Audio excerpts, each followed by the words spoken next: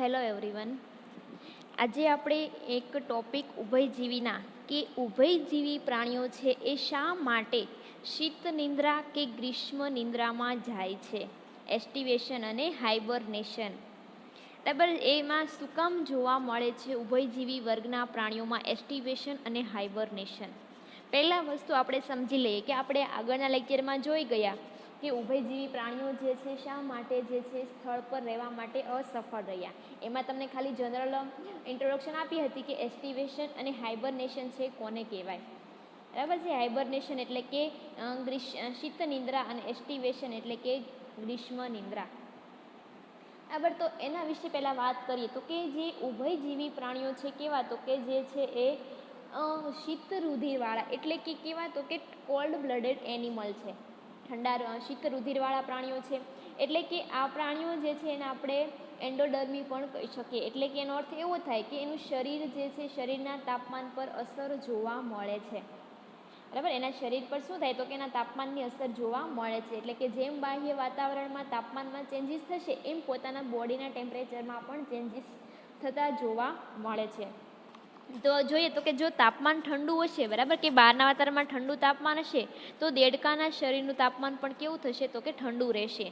અને આના કારણે શું થાય તો કે ઘણીવાર એને ખોરાક પણ પ્રાપ્ત થતો નથી. બહાર જ્યારે ઠંડુ વાતાવરણ થાય ત્યારે દેડકાને ખોરાક ઘણી વખત મળી રહેતો હોતો નથી. અને જો ખોરાક પ્રાપ્ત ન થાય તો તેઓ પોતાના અને અથવા તો જો ખોરાક પ્રાપ્ત થાય, બરાબર, અથવા કોઈ સંજોગોમાં એને ખોરાક મળી પણ જાય છે તો તેઓ પાચિત પણ કરી શકતા નથી. બરાબર, જે છે એનું શરીરનું તાપમાન જ એટલું બધું નીચું જતું રહે છે કે પોતે એનું ખોરાકનું પાચન પણ કરી શકતા હોતા નથી. એટલે શું થાય તો કે જે આ શીત નિંદ્રામાં જાય છે પ્રાણીઓ, તો કે આ શીત નિંદ્રા જે છે એ પ્રાણીને શક્તિ પૂરી પાડે છે. અને ખોરાકની અછત હોય ત્યારે તેઓ મૃત્યુ પામતા નથી. એટલે કે મૃત્યુ ન પામે એની સામે ટકી રહેવા માટે થઈને પણ પ્રાણીઓ જે છે શીત નિંદ્રામાં જતા જોવા મળે છે, શીત નિંદ્રા અથવા તો ગ્રીષ્મ નિંદ્રામાં.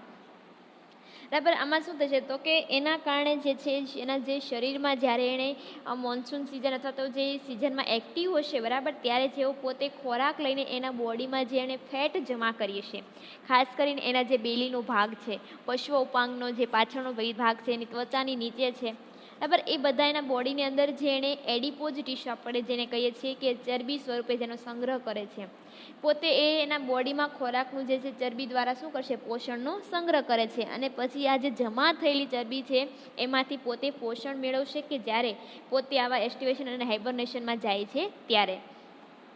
બરાબર, પછી તો કે જે આ તો આપણે વાત કરી શીત નિંદ્રાની, એટલે કે જ્યારે વાતાવરણ ઠંડુ હશે ત્યારે શીત નિંદ્રામાં જાય. પરંતુ જ્યારે વાતાવરણ ગરમ થઈ જાય, વાતાવરણ જે છે જ્યારે ખૂબ વધી જાય છે ટેમ્પરેચર વાતાવરણનું, તો ત્યારે શું કરશે તો ત્યારે જે પ્રાણીઓ જે છે ગરમી અથવા તો સૂકા વાતાવરણથી છે તેઓ પોતે બચવા માટે થઈને, બરાબર, જે સૂકું વાતાવરણ છે એમનાથી બચવા માટે છે એ પોતે ગ્રીષ્મ નિંદ્રામાં જાય છે, કે જેને ગ્રીષ્મ સમાધિ પણ કહેવામાં આવે છે. આમાં શું તો કોઈ જે ઘણા બધા મતલબમાં બધા જે ઉભયજીવી છે એમાં પણ જે મુખ્યત્વે ખાસ કરીને જે સાલામાન્ડર જેવા પ્રાણી છે એ પોતાના શરીરનું તાપમાન જો એ 90 અથવા ડિગ્રી અથવા તો 80 ડિગ્રી ફેરનહીટ, બરાબર, એટલું જો થઈ જાય તો પોતે સહન કરી શકતા નથી. એટલા માટે પોતે શું કરશે તો કે આ ગરમીથી બચવા માટે થઈને પોતે ગ્રીષ્મ સમાધિમાં જાય છે. ઉપરાંત જે છે આપણને ખબર તો કે જે સૂકું વાતાવરણ જે છે ઉભયજીવીની ત્વચાને પણ નુકસાન કરે છે, બરાબર, કારણ કે એ જલ પ્રતિરોધક છે નહીં. એમની ત્વચા કેવી છે, એકદમ ભીની અને ચીકાશયુક્ત છે, કે જે શ્લેષ્મયુક્ત છે, જે પોતે જલ પ્રતિરોધક છે નહીં. આથી એ ઝડપથી શું થશે તો કે વારંવાર જે છે એના બોડીનું પાણી હશે બોડીમાં રહેલું એ શું થાય તો કે બાષ્પીભવન અથવા તો ઉષ્મા રૂપે જે છે એ ગુમાવી દે છે. અને આ રીતે જે છે વધારે પડતી એના બોડીમાંથી પાણી ઉષ્મા સ્વરૂપે ગુમાવી દેવાથી શું થશે તો કે એનું પ્રાણીનું મૃત્યુ પણ થાય છે. એટલે માટે એને સૂકું વાતાવરણ પણ અનુકૂળ છે નહીં. બરાબર, આ ઉપરાંત જે પ્રાણીઓ ગરમ રુધિરવાળા છે, આપણે જેને આપણે શું કહીએ વોર્મ બ્લડેડ પ્રાણીઓ કહીએ, ઉષ્ણ રુધિરવાળા પ્રાણીઓ, તો કે એનામાં શું થાય તો કે આવા ઉષ્ણ રુધિરવાળા પ્રાણીઓ જે છે એના બોડીમાં કોઈ ચેન્જીસ જોવા મળતા નથી. એટલે કે જે અનુકૂળ વાતાવરણની અંદર જે એના શું કરશે તો કે ચયાપચયનો દર જે છે એ પણ જાળવી રાખે છે. બહારના વાતાવરણમાં જો ફેરફાર થાય તો પણ એના શરીરનું તાપમાન જે છે જાળવી રાખે છે. બરાબર, આના કારણે શું તો કે એના શરીરની અંદર જે છે એના માટે તો કે ચયાપચય માટે એ ગરમી ઉત્પન્ન કરે. ખોરાકનું જે પાચન કરવા માટે એને ગરમીની જરૂર પડશે.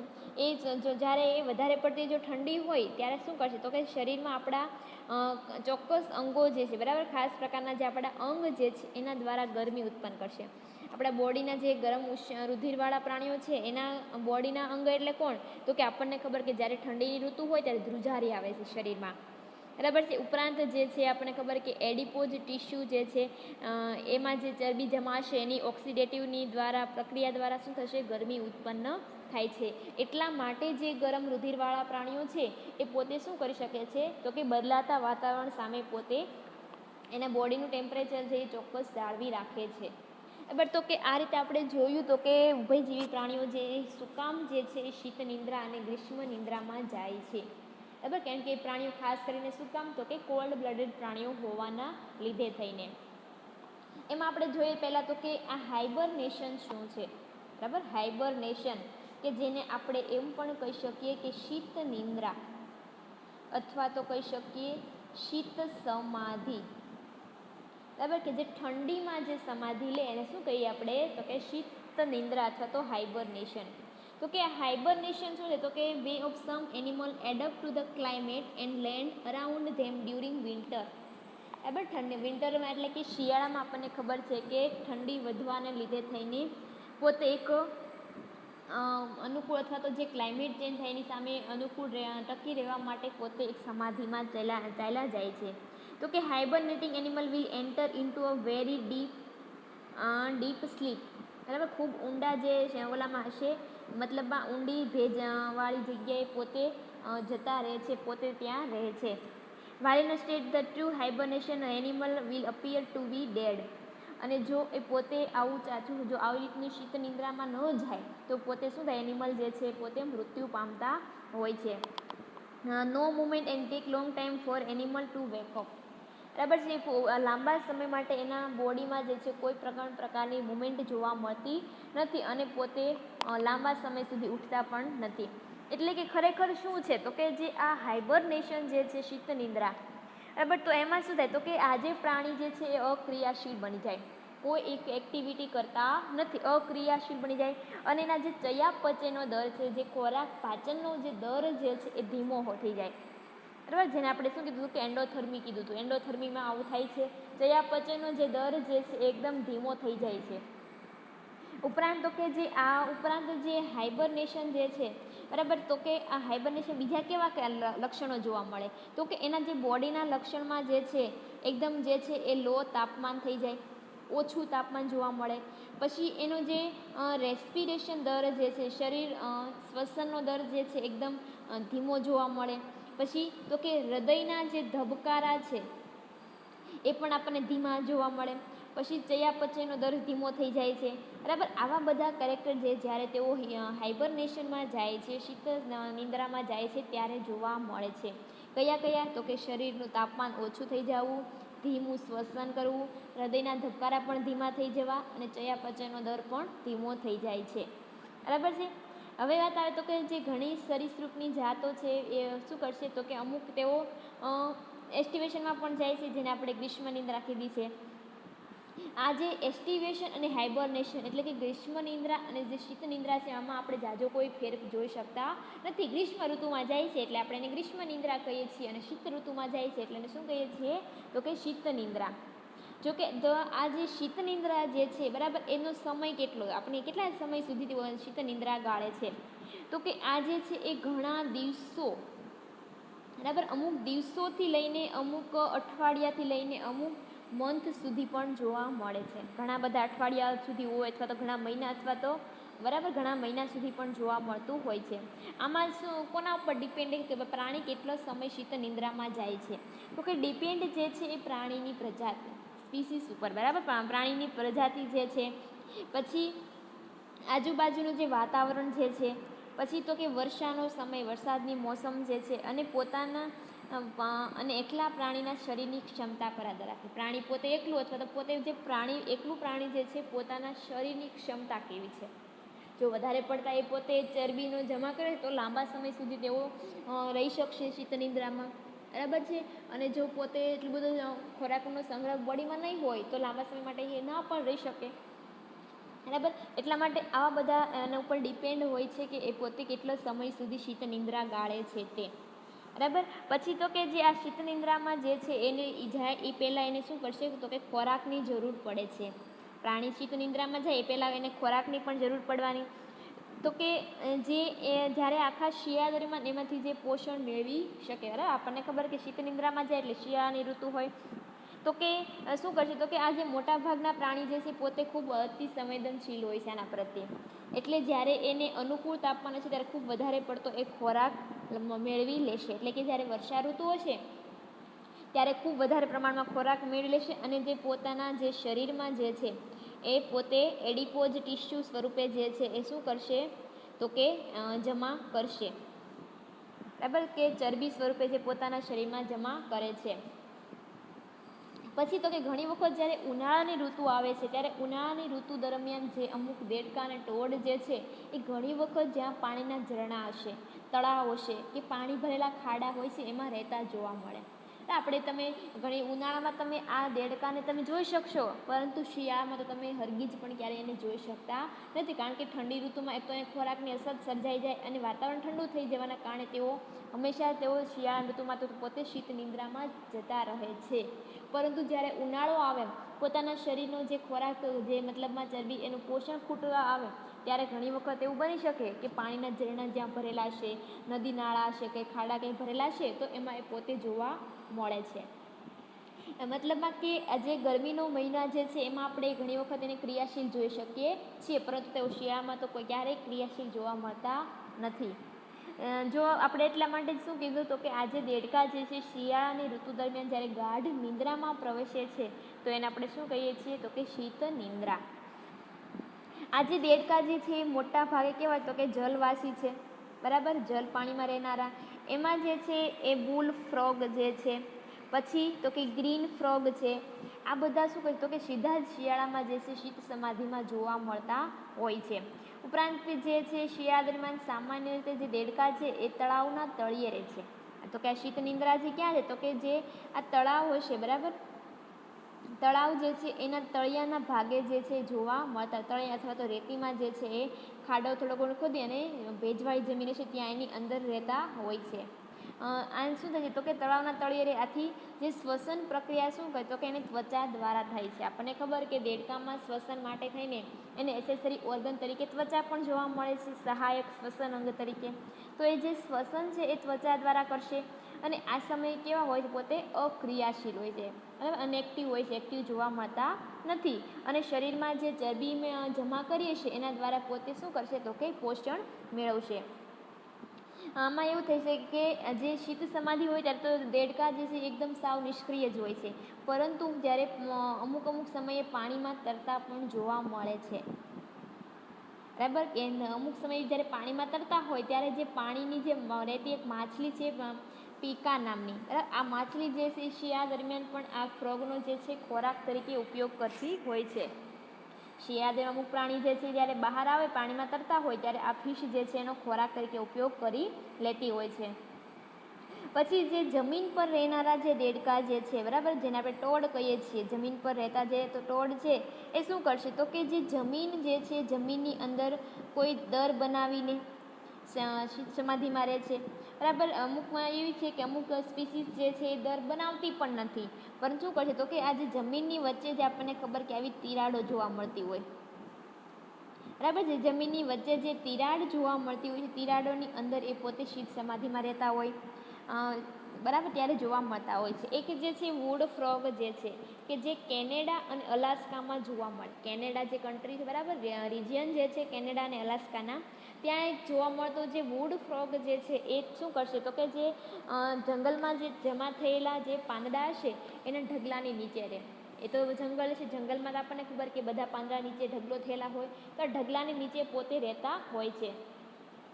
આ જો આપણે એ વાત છે કે જો આ પ્રાણીની આપણે જેની ફ્રોગની શારીરિક ક્ષમતા જોવી હોય તો આપણે એને મતલબમાં એમાં જોવા માટે એમાં આપણે એન્ટીફ્રીઝ જોઈ શકીએ કે એમાં એન્ટીફ્રીઝ બને છે.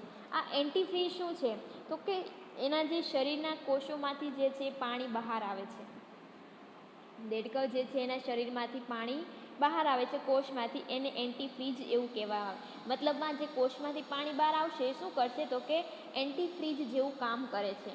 આથી શું કરે તો કે ફ્રોગના જે સ્નાયુ છે એ જામી જતા નથી અને શરીરને નુકસાન પણ થતું નથી. અને જો આપણને ખબર કે ઠંડી ઋતુમાં એના સ્નાયુ જામી જાય છે, આપણે જોઈને હલનચલન ન થાય તો, પરંતુ એના કોષો જ પોતે એન્ટીફ્રીજનું કાર્ય કરશે અને પોતાના સ્નાયુને જામવા દેતા નથી અને શરીરનું નુકસાન થતું પણ અટકાવે છે. અને જ્યારે ફરી વખત જ્યારે પાછી વસંત ઋતુ આવે ત્યારે પાછા શું કરશે તો કે આ જે વુડ ફ્રોગ જે છે એના શરીરનું તાપમાન ગરમ થાય છે અને તેથી ત્યારે એ પોતે બહાર આવશે. બરાબર, આપણને ખબર કે એમ પછી સહજ આપણને સવાલ થાય ને કે પોતે હાલો કે આવું એટમોસ્ફિયર ચેન્જીસ થવાના કારણે પોતે શીત નિંદ્રામાં જતા રહ્યા, પણ હવે એમાંથી બહાર ક્યારે આવશે અને ખબર કેમ પડશે કે બહાર ક્યારે આવવું? તો જ્યારે હવે વસંત ઋતુ આવશે, વાતાવરણ ગરમ થશે, ત્યારે પોતાના બોડીનું ટેમ્પરેચર પણ ગરમ થવા લાગે, ત્યારે પોતે બહાર આવશે અને પ્રજનન અને ખોરાક જે છે એ ગ્રહણ કરશે. જ્યારે એમાંથી બહાર આવશે ત્યારે, બરાબર છે. તો આ જે વાત હતી કેની હતી તો કે શીત નિંદ્રાની આપણે કહી શકીએ, બરાબર, કે પોતે હાઇબરનેશનમાં જાય છે તેની વાત હતી કે પોતે કઈ રીતના રહે છે ને. તો કે બીજી વાત છે કે હવે એની પ્રિપરેશન શું કરે છે કે હાઇબરનેશન જાય ત્યારે આગળ વાત થઈ છે તો કે animal accumulate fat in autumn, બરાબર, એનો ફેટનો સંગ્રહ કરશે. Will use temperature get cold in the winter, અને શિયાળા ઋતુમાં આનો આપણને ખબર કે ચરબીનો જે છે પોષણ તરીકે ઉપયોગ કરતા હોય છે. આ જે હાઇબરનેશન છે એ કન્ટિન્યુઅસ પ્રોસેસ નથી, સતત પ્રક્રિયા છે નહીં, પરંતુ શું કરશે કે ઘણી વખત એવું પણ બને કે હાઇબરનેશન દરમિયાન શું કરશે પોતે બહાર પણ આવે છે અને ખોરાક મેળવે છે અને ડ્રિંક પણ કરે છે, મતલબમાં કે પોષણ મેળવે છે અને પોતે આ રીતની જે છે એ શીત નિંદ્રા જે છે પસાર પણ કરતા હોય છે. એટલે કે પ્રાણીઓ જે છે એ પોતે બહારના વાતાવરણમાં ઠંડુ મતલબમાં તાપમાન નીચું જવાથી એની સામે ટકી રહેવા માટે થઈને પોતે શીત નિંદ્રામાં જાય છે.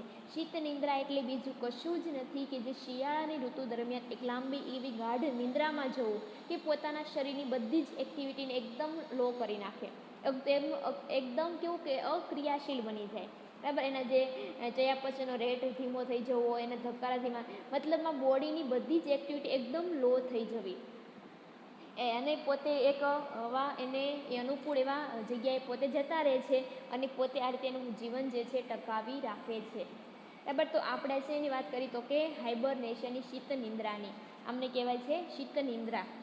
હવે જોઈએ તો કે હાઇબરનેશનની વાત કરી, હવે વાત આવે તો કે એસ્ટિવેશન. એસ્ટિવેશન એટલે શું તો કે ગ્રીષ્મ નિંદ્રા.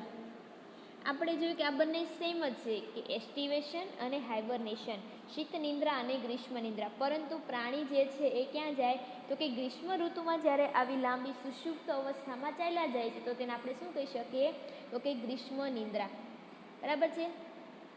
આજે ગ્રીષ્મ નિંદ્રા જે છે શું છે તો કે ખાસ કરીને ક્યાં તો કે ડેઝર્ટ અને જે tropical animals to get through extremely hot and dry weather, બરાબર. જે ડેઝર્ટ જે છે રણનો વિસ્તાર જે છે અને જે ટ્રોપિકલ એનિમલ, બરાબર, આના જે પ્રાણીઓ જે છે શું કરશે તો કે આ વધારે પડતી ગરમી અને જે વાતાવરણ સૂકું થઈ જાય છે એની સામે રક્ષણ મેળવવા માટે થઈને પોતે ગ્રીષ્મ નિંદ્રામાં ચાલ્યા જાય છે.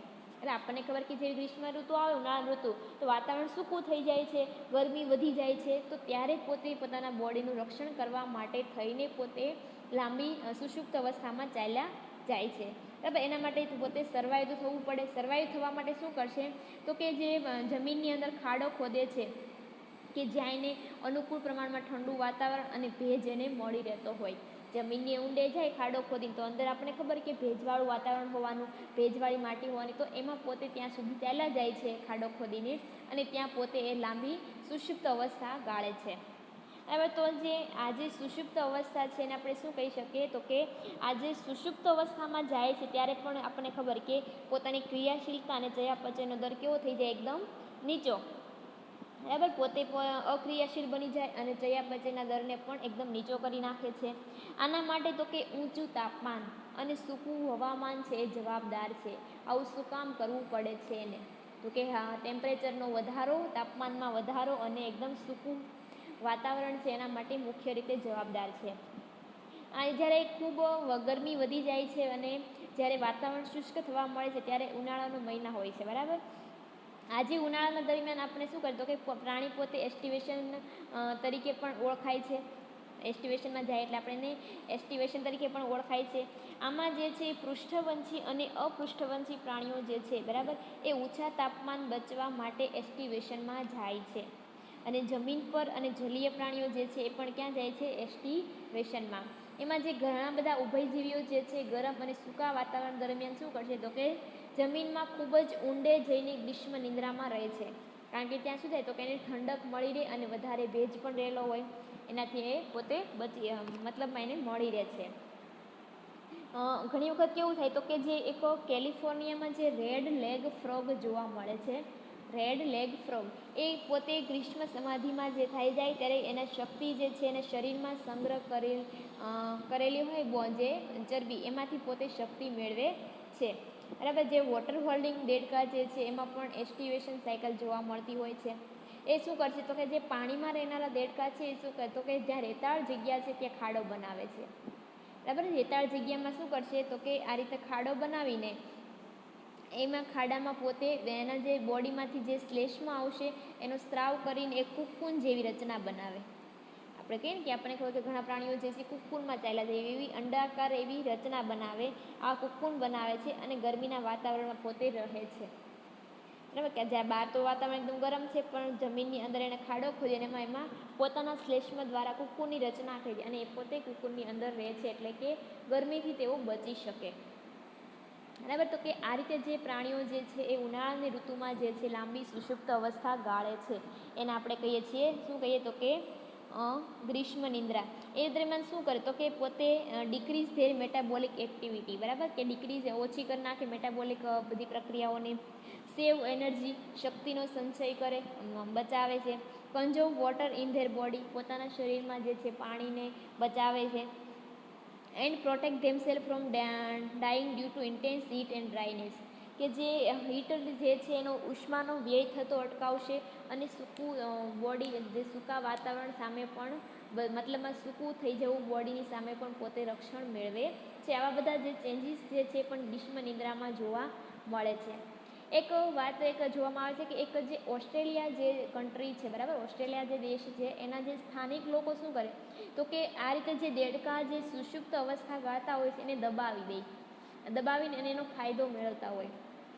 તો કે શું કરશે તો કે જે ઓસ્ટ્રેલિયા લોકો જે છે આ દેડકાને દબાવી દે એટલે શું થાય તો કે જેનું યુરિનરી બ્લેડર છે બરાબર, મૂત્રાશય જેને કહીએ એ ખાલી થઈ જાય. દેડકાને દબાવે એટલે મૂત્રાશય ખાલી થઈ જવાનું અને જે આ ખાલી થઈ જવાથી જે મૂત્રના ગ્લાસમાં આવે બરાબર, કે જેને દેડકાને દબાવે એટલે મૂત્રાશયમાં રહેલું જે મૂત્ર જે છે એ પાણી શું કરશે બહાર એવો ગ્લાસમાં લઈ લે છે અને ગ્લાસમાં પોતે એ મૂત્રને એકદમ મંદ બનાવી દે.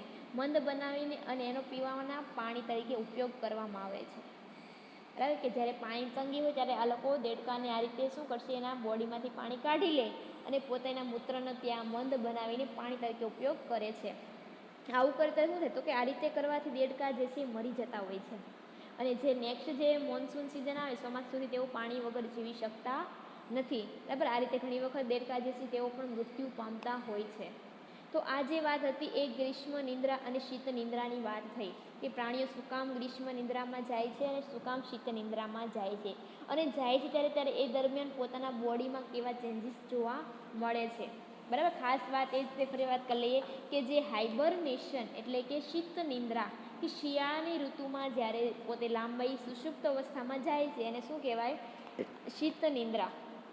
અને એસ્ટિવેશન એટલે કે ગ્રીષ્મ નિંદ્રા કે જેઓ પોતાની ઉનાળાની ઋતુ દરમિયાન કે જ્યારે ટેમ્પરેચર વધારે થઈ જવાથી ત્યારે લાંબી સુષુપ્ત અવસ્થા ગાળે છે. આ વાતાવરણની સૂકું હવામાન અને ગરમીથી રક્ષણ મેળવવા માટે થઈને પોતે સુષુપ્ત અવસ્થામાં રહે છે એને શું કહેવાય તો કે એસ્ટિવેશન. બરાબર. આઈ હોપ કે બધાને આ બંને વર્ડમાં ખાસ સમજ પડી હશે અને પોતે એકલો પણ ક્વેશ્ચન આ પણ ઇમ્પોર્ટન્ટ છે. આમાં ઘણી તમારા 14 માર્ક્સના ક્વેશ્ચન તરીકે પણ પૂછાય છે. ક્વેશ્ચન શું આવે આગળ તમને કીધું એમ કે ઉભયજીવીઓ છે એ શા માટે ગ્રીષ્મ નિંદ્રા કે શીત નિંદ્રામાં જાય છે. હવે ક્વેશ્ચન તમારો આ રીતે પણ આવી શકે કે ઉભયજીવીઓ શા માટે જે છે એ ગ્રીષ્મ નિંદ્રા અને શીત નિંદ્રામાં જાય છે, અથવા તો એમ પણ આ રીતે 14 માર્ક્સના ક્વેશ્ચન્સ આવે અથવા તો 7 માર્ક્સના ક્વેશ્ચનમાં પણ એમ આવે કે ઉભયજીવી પ્રાણીઓમાં ગ્રીષ્મ નિંદ્રા સમજાવો અથવા તો શીત નિંદ્રા સમજાવો. હાઇબરનેશન એટલે શું, એસ્ટિવેશન એટલે શું. બરાબર, એ રીતે પણ ક્વેશ્ચન્સ આવી શકે. તો આ રીતે બધા આપણે તમે સમજો અને આપણે આ રીતે સમજાવી શકીએ કે ઉભયજીવી પ્રાણીઓ છે પોતાના અસ્તિત્વને ટકાવી રાખવા માટે આવા બધા લક્ષણો જે છે એ કેળવતા હોય છે.